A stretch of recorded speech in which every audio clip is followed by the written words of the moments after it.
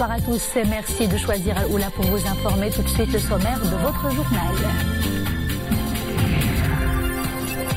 Sa Majesté le roi Mohamed VI a adressé un message au sommet de la paix Nelson Mandela qui s'est tenu hier au siège des Nations Unies à New York. Le souverain a notamment énuméré les grandes et innombrables qualités humaines du regretté Nelson Mandela. Nous irons également à Al-Fusayma où se poursuivent les travaux du 10e congrès national de la route. Hier, la Société nationale des autoroutes du Maroc et Vinci Autoroutes ont signé un protocole d'accord stratégique dans le domaine autoroutier. De la culture également au menu de ce journal, nous parlerons de la 12e édition du Festival international du film de la femme. Il a débuté hier à Salé avec le Brésil comme invité d'honneur. 12 films sont en lice pour la compétition officielle.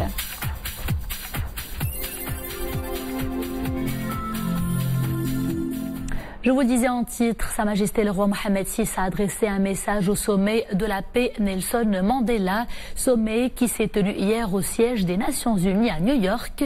Le souverain a notamment énuméré les grandes et innombrables qualités humaines du regretté Nelson Mandela qui incarnait la lutte d'un peuple mais également la lutte d'un continent. Nous aurons bien évidemment l'occasion d'y revenir plus longuement.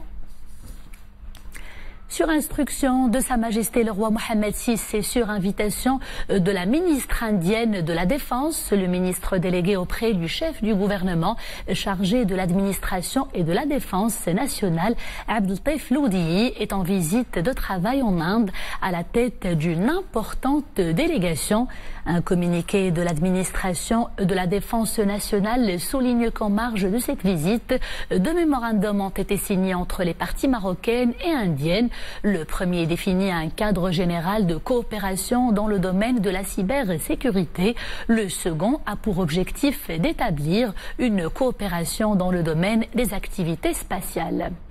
Revenons à New York où le président de l'État de Palestine, Mahmoud Abbas, a salué hier les positions constantes de Sa Majesté le roi Mohamed VI en faveur de la cause palestinienne. Dans une déclaration à la presse à l'issue de ses entretiens avec le ministre des Affaires étrangères et de la coopération internationale, Nasser Bourita, Mahmoud Abbas a indiqué avoir chargé le chef de la diplomatie marocaine de transmettre un message de reconnaissance à Sa Majesté le roi, un grand leader fidèle à la politique de son père et de son grand-père en ce qui concerne la cause palestinienne. Fin de citation. Et toujours à New York, notez que le Royaume a co-organisé avec les États-Unis une conférence sur la lutte anti-drogue dans le monde. Conférence présidée par le président américain Donald Trump avec la participation du secrétaire général des Nations Unies ainsi que plusieurs chefs d'État et de gouvernement prenant part aux travaux de la 73e session de l'Assemblée générale de l'ONU. Le Royaume est le seul pays maghrébin à avoir été sollicité par le président américain afin de co-organiser cette réunion de haut niveau.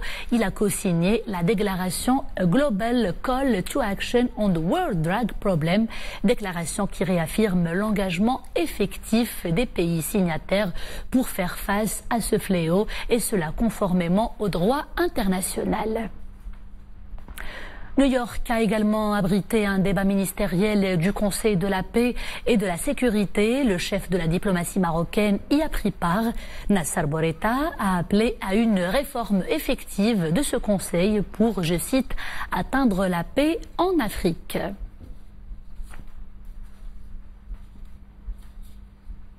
Une semaine après un accord russo-turc prévoyant la création d'une zone démilitarisée à Idlib, des renforts de l'armée turque sont arrivés ce mardi dans ce dernier bastion syrien insurgé. Il s'agit de 35 véhicules militaires. L'Observatoire syrien des droits de l'homme affirme que les forces turques avaient été déjà déployées sur plusieurs postes d'observation que tient l'armée d'Ankara dans la province. Le torchon brûle entre Pékin et Washington. Le conflit commercial entre les deux puissances internationales s'est aggravé hier après l'entrée en vigueur de nouvelles taxes douanières sur 260 milliards de dollars de biens. La Chine estime que les États-Unis ont lancé, je cite, de fausses accusations avec des mesures d'intimidation économique pour imposer leurs propres intérêts à la Chine au travers d'une extrême pression. Les États-Unis réagissent pour leur part en estimant que ces sanctions sont tout à fait justifiées. Les inondations et les glissements de terrain qui ont secoué le nord de l'Inde ont coûté la vie à 22 personnes, un bilan qui risque de grimper au fil des heures. Les fortes pluies ont également provoqué de lourds dégâts matériels. Les niveaux d'eau dans les rivières et les barrages ont augmenté dans toutes les régions touchées. Le trafic routier, ferroviaire et aérien a été complètement perturbé.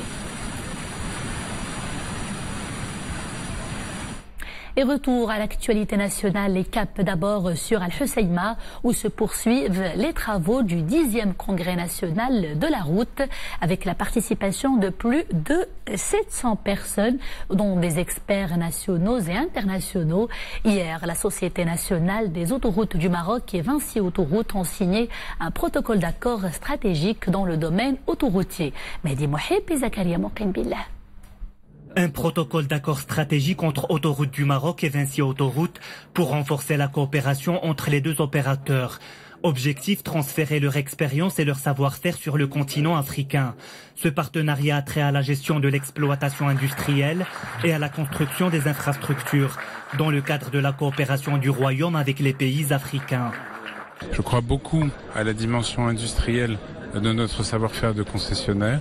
Je crois beaucoup à la capacité que nous avons ensemble à améliorer la qualité de service pour nos clients, à améliorer l'information trafic, à améliorer et à développer des services sur les airs, à améliorer la fluidité du passage au péage, tous sujets sur lesquels on peut progresser en collaborant. ADM et Vinci Autoroutes initient un partenariat technique dès 2017. Ce projet permet le développement de l'exploitation industrielle, l'optimisation des processus liés aux activités de péage par l'intégration des nouvelles technologies d'automatisation et de digitalisation. Ce protocole va mettre en avant la complémentarité qui existe entre les deux structures pour aller explorer d'autres horizons, notamment en Afrique. Mais pour nous tout spécialement, ça veut dire qu'ADM est arrivé à une maturité. Ce protocole d'accord intervient en marge du 10e congrès national de la route qui se poursuit jusqu'au 26 courant. Cet événement comprend aussi des tables rondes, des ateliers et des visites techniques pour présenter les grands projets routiers dans la région. L'automne est là, mais les températures sont toujours très élevées. Plusieurs vacanciers en profitent pour s'accorder un bol d'air frais et se ressourcer en pleine nature. Grâce à ses nombreux atouts naturels, Imilchil, dans la province de Midelt, est une destination de choix pour plusieurs touristes marocains, mais également étrangers. Vous allez le voir dans ce reportage, le tourisme de montagne a le vent en poupe dans cet écrin naturel qui fascine par sa beauté, mais également par sa légende. C'est un reportage d'Ahmed Fadeli sur un commentaire de Bounia Marouche.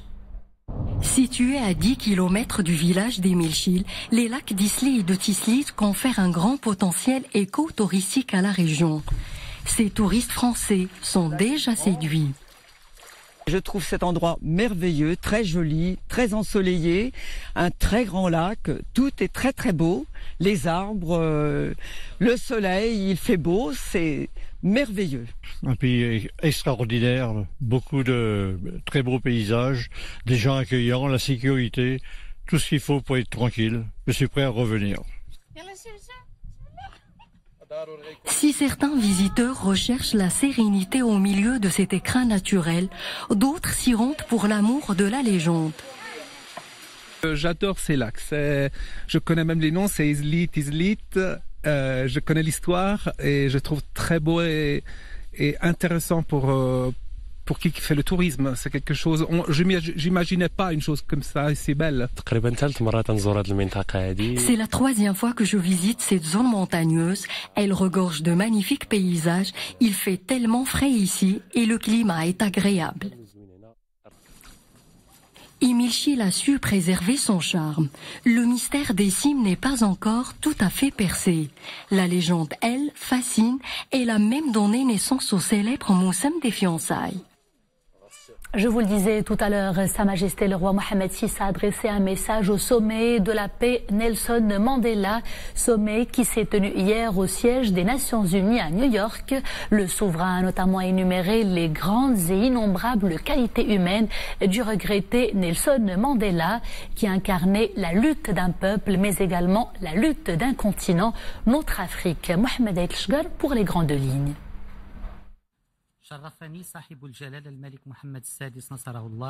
Le message royal souligne que le regretté Nelson Mandela incarne quelques-unes des valeurs et idéaux les plus nobles de l'humanité. Paix, pardon, résilience, humilité et intégrité. Le monde l'estime et l'affectionne pour ses combats toujours justes, toujours nécessaires. Le monde l'admire pour sa force de caractère, son souci des plus fragiles et son engagement toute sa vie durant contre la discrimination et les inégalités. Nelson Mandela, c'est aussi et surtout, souligne encore le message royal, une foi inébranlable dans les vertus de dialogue, de paix et de tolérance.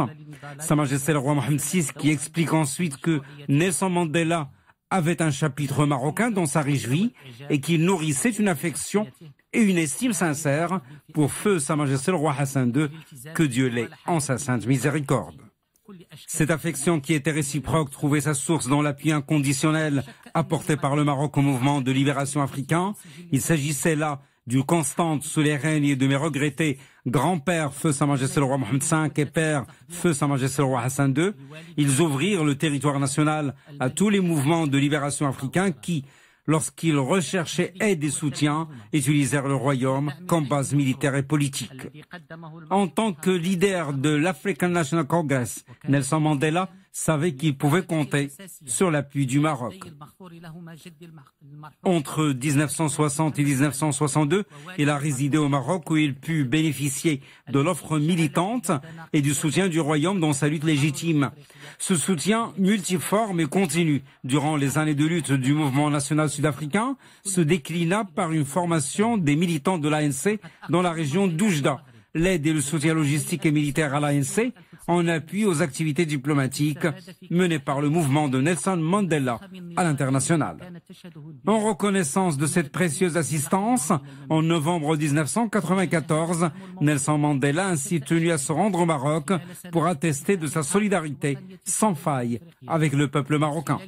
Convient-il de rappeler qu'il fut à cette occasion décoré par feu Sa Majesté le roi Hassan II, que Dieu l'ait en sa sainte miséricorde, de la plus haute distinction du royaume, en témoignage de sa lutte exceptionnelle pour l'égalité et la justice. Précise encore le message royal. Le message de Sa Majesté le roi Mohamed VI poursuit que Nelson Mandela incarnait la lutte d'un peuple, mais aussi la lutte d'un continent, notre Afrique, chantre des principes d'équité, de probité et de morale universelle. Il faisait partie de cette classe de dirigeants africains attachés au respect des valeurs et des grands principes humanistes. Sa position en faveur de la préservation de la souveraineté nationale lui conférait le statut d'apôtre de la paix et de la compréhension entre les nations.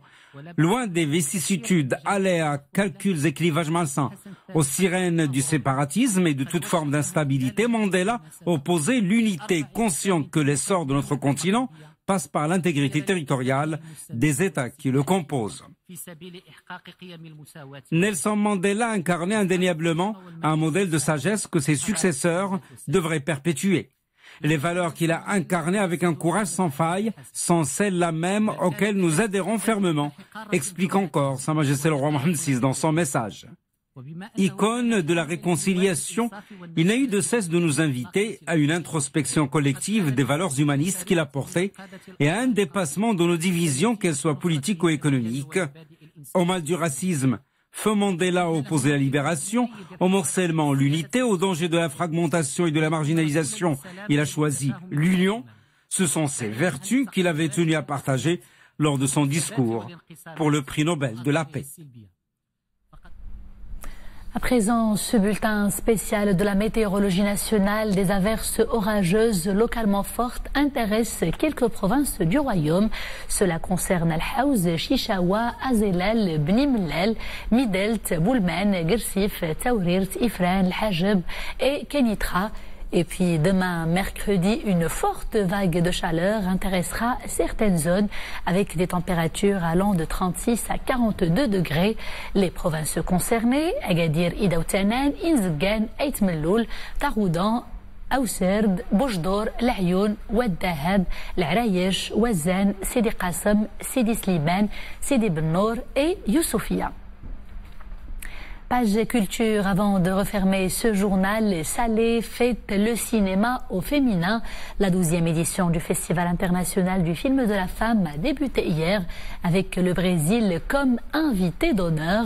L'événement s'assigne pour objectif d'approfondir le débat autour des films dédiés à la femme avec des documentaires, des longs métrages et des courts métrages également. 12 films sont en lice pour la compétition officielle. Soukaina Idrissi et